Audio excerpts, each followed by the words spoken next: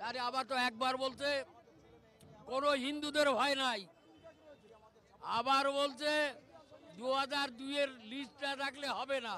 তাহলে কোনটা আপনি বিশ্বাস করবেন?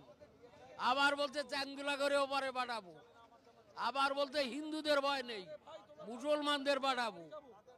এইগুলো কি উনি কি শুভেন্দু অধিকারীকে এক কথা বলতে সব সময় এক এক টাইমে এক এক রকম নিউজ দিচ্ছে শুভেন্দু অধিকারী, দিলীপ ঘোষ এবং ওই যে মজুমদার, এ তো এক এক টাইমে এক এক কথা বলছে।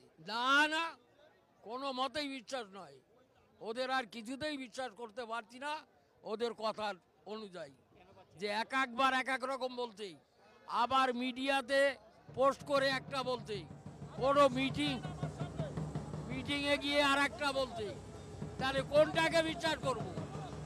আবার বলতে কোনো ভয় নাই।